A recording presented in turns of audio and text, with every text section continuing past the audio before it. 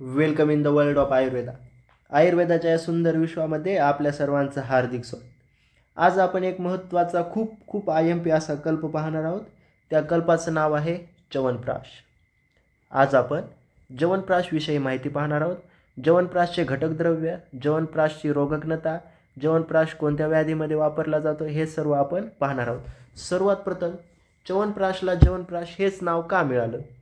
कारण की या कल्पाचं सेवन च्यवन नावाच्या ऋषींनी केलं. च्यवन नावाच्या ऋषींनी काय केलं? या कल्पाचं सेवन केलं आणि त्यामुळे त्यांना काय झालं? तारुण्य प्राप्त झालं. काय प्राप्त झालं? तारुण्य प्राप्त झालं. तेव्हापासून या कल्पाला काय नाव पडलं? च्यवनप्राश. याच्या पिक्चरमध्ये जे एक ऋषी आहेत त्यांना ते कोणते आहेत? च्यवन नावाचे ऋषी आहेत. यांनी याचं सेवन केलं त्यामुळे ते काय झाले? चिर तारुण्य झाले. त्यांना तारुण्य प्राप्त झालं. च्यवनप्राशचा संदर्भ हे IMP आहे. च्यवनप्राशचा संदर्भ चरक, चिकित्सा स्थान, पहिला अध्याय रसायन चिकित्सा.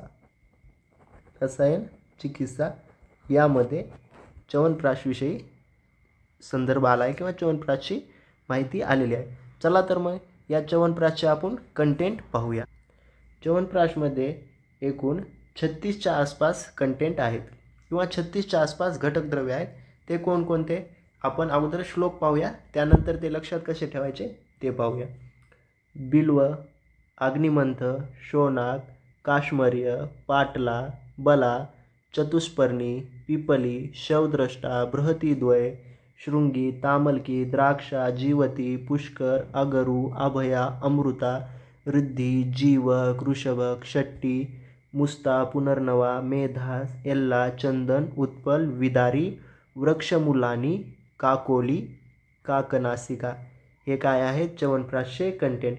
हे जर तुम्ही मोजले तर एकूण कितीच्या आसपास आहेत? 36च्या आसपास कंटेंट आहेत. त्यानंतर यामध्ये तेल आणि सर्पीचा पण वापर केला आहे. हे आपण ट्रिकच्याद्वारे सर्व कंटेंट कशा पद्धतीने लक्षात ठेवायचे ते पाहूया. एक्झाममध्ये क्वेश्चन विचारला जातो. थेरी एक्झाममध्ये याचे कंटेंट किती आहेत, कंटेंट कोणकोणते आहेत, च्यवनप्राशची निर्माण विधी काय आहे याविषयी क्वेश्चन विचारला जातो. तर थेरीसाठी याचे कंटेंट खूप IMP आहेत. ते ट्रिकद्वारे कसे लक्षात ठेवायचे ते आपण पाहूया. च्यवन नावाच्या ऋषींनी च्यवनप्राशचं सेवन केलं त्यामुळे त्यांना काय झालं? तारुण्य प्राप्त झालं. या सेवन केल्यावरूनच आपण काही कंटेंट लक्षात ठेवणार आहोत. सेवन केल्यास ज्या वेळेस आपल्याला च्यवनप्राश विचारला जाईल किंवा त्याचे कंटेंट विचारले जाईल त्यावेळेस आपल्या डोळ्यासमोर च्यवन नावाचे ऋषी आले पाहिजेत. त्यावरून आपण कंटेंट लक्षात ठेवणार आहोत. च्यवनप्राश पहिलं कंटेंट आहे अभया. च्यवनप्राशचं सेवन केल्यास कोणत्याच व्याधीचं भय राहत नाही. म्हणजेच काय? अभया. त्यानंतर दुसरा अमृता. च्यवनप्राशचं सेवन केल्यास मनुष्याला अमरत्व प्राप्त होते. अमरत्व, अमृता. त्यानंतर पुनर्नवा. सेवन केल्यास मनुष्याला पुनर्जन्म मिळाला आहे की काय असं स्वरूप. तारुण्य म्हणजेच काय? पुनर्जन्म प्राप्त झाला आहे. मनुष्याला नवीन जीवन प्राप्त होतं. जीवनवरून जीवक किंवा जीवंती. जीवक, जीवंती हे दोन पण काय आहेत? च्यवनप्राशचे कंटेंट आहेत. त्यानंतर च्यवनप्राशचे सेवन केल्यास मनुष्याला बल येतं. त्यावरून बला आणि बिल्व. त्यानंतर याने काय होतं? ब्रहण होतं. बल येतं. बल येणं म्हणजेच काय? ब्रहण होणं. याने काय होतं? च्यवनप्राश सेवन केल्याच्यानंतर ब्रहणत्व होतं म्हणून ब्रहण. त्यानंतर काश्मर्य, कार्श दूर होतं. कार्श काय होतं? दूर होतं म्हणजेच काश्मर्य. च्यवनप्राशचं सेवन केल्यास व्याधीचं भय राहत नाही. व्याधीचं काय राहत नाही? भय राहत नाही. त्यावरून अभया, अमरत्व प्राप्त होतं. काय प्राप्त होतं? अमरत्व प्राप्त होतं. अमृता, मनुष्याचा जणू काय पुन्हा जन्म झाला आहे. पुन्हा जन्म झाला आहे असं वाटतं. पुनर्नवा, एक नवीन जीवन प्राप्त होतं. काय होतं? एक नवीन जीवन प्राप्त होतं. जीवक, जीवंती. च्यवनप्राशचं सेवन केल्याच्यानंतर काय होतं?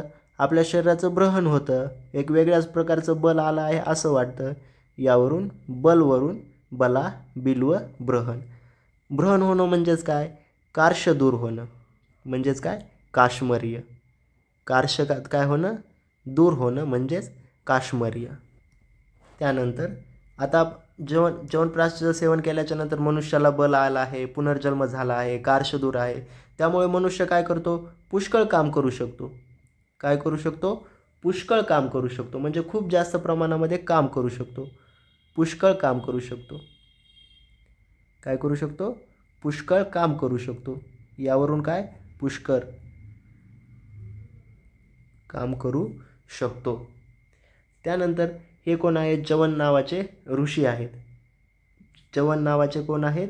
ऋषी आहेत. च्यवन ऋषी. या ऋषीवरून काय? रिद्धी आणि ऋषभक.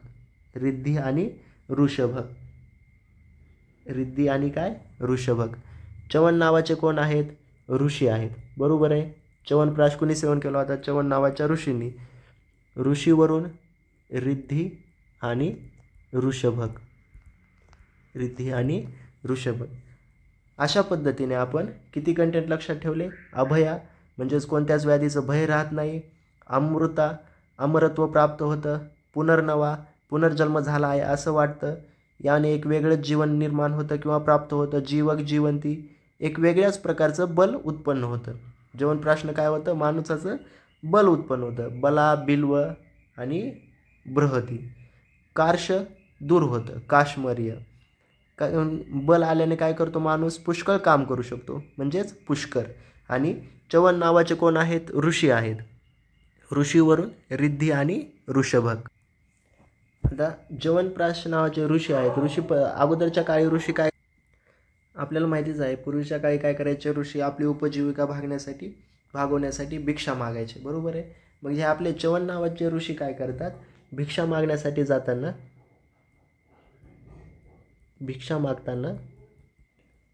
भिक्षा मागताना काय करतात? शिट्टी वाजवतात.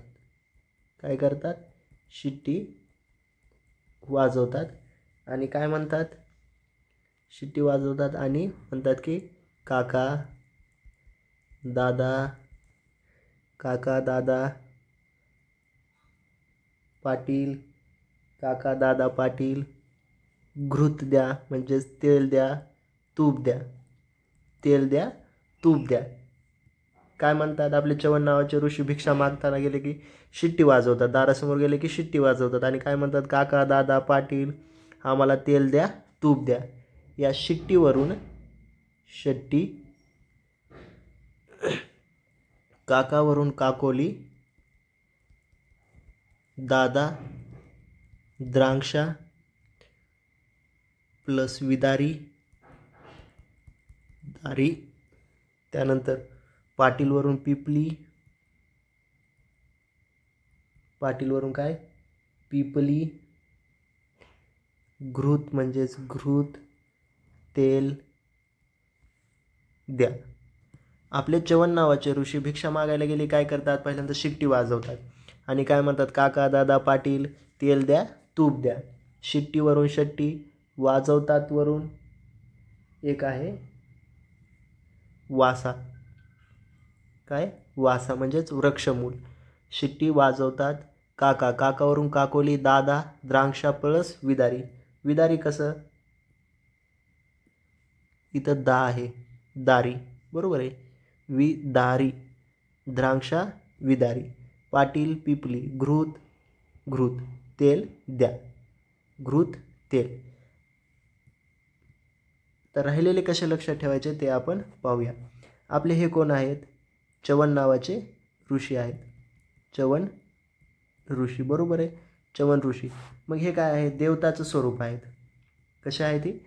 देवतासारखं स्वरूप आहे. मग आपण काय करतो? देवाला चंदन लावतो. बरोबर आहे. मग ह्या ऋषींकडे पण काय आहे? चंदन. उत्पल म्हणजेच काय? कमळ.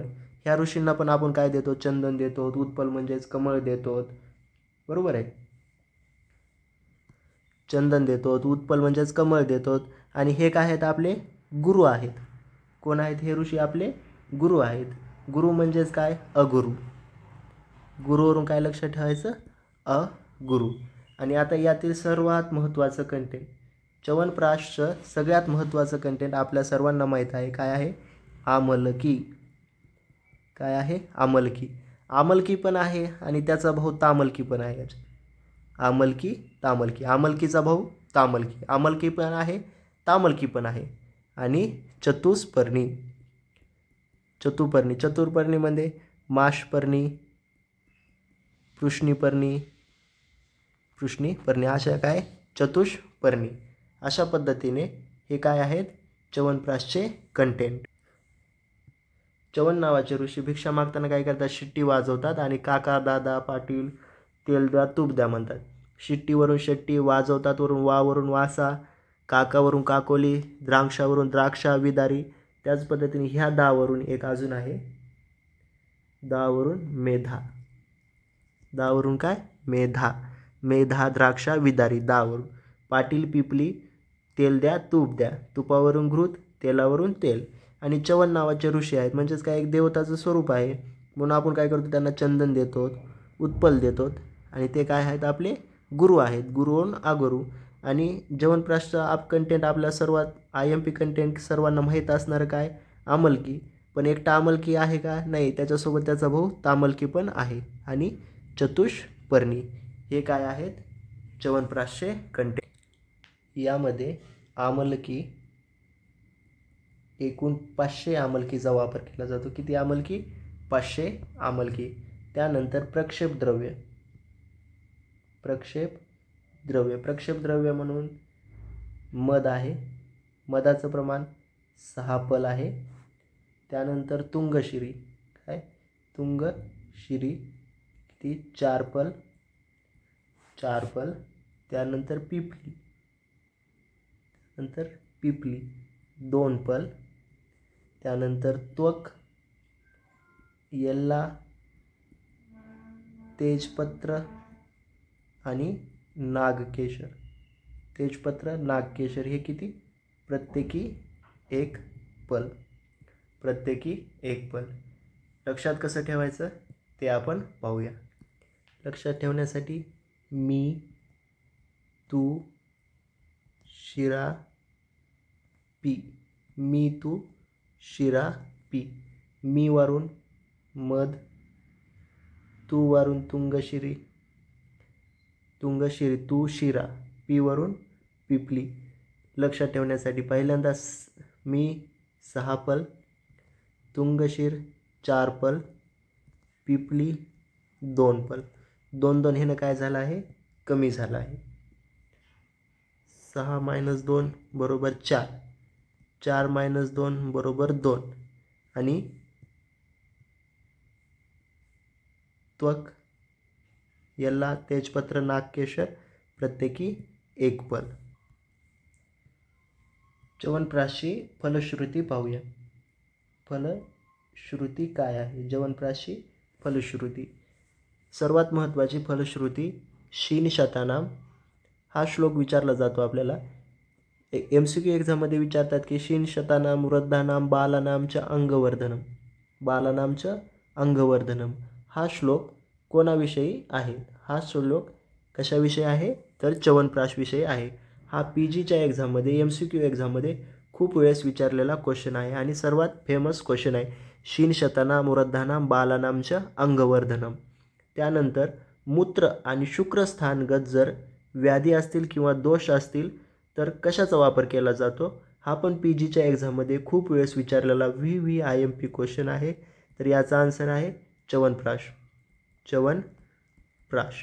त्यानंतर सर्व बिभंती रूपम नवयौवनस्य, म्हणजेच काय याने नवीन यौवन प्राप्त होते, नवीन यौवन नवयौवन प्राप्त होते म्हणजेच तारुण्य अवस्था प्राप्त होते. ही पण लाईन तुम्हाला दिली जाते आणि विचारलं जातं ही लाईन कशाविषयी आलेली आहे तर कशाविषयी च्यवनप्राश विषयी. हा पण PGच्या एक्झाममध्ये खूप वेळेस क्वेश्चन विचारलेला आहे. यामध्ये आपण पाहिलं की एकूण 3 क्वेश्चन खूप IMP आहेत. शीन शतानाम वृद्धानाम बालानामचं अंगवर्धनम कशाविषयी म्हटलं आहे तर च्यवनप्राशविषयी. मूत्र आणि शुक्रस्थानगत दोष असतील तर कशाचा वापर केला जातो च्यवनप्राशचा. हा पण क्वेश्चन खूप वेळेस विचारला आहे. आणि हा सर्व बिभंती रूपम नवयौवनस्य ही लाईन दिली जाते आणि ही कशाविषयी विचारलं जातं तर च्यवनप्राशविषयी. अशा पद्धतीने आपण च्यवनप्राशचे कंटेंट द्रव्य, त्याच पद्धतीनं त्याचं फलश्रुती पाहिली. जर तुम्हाला हा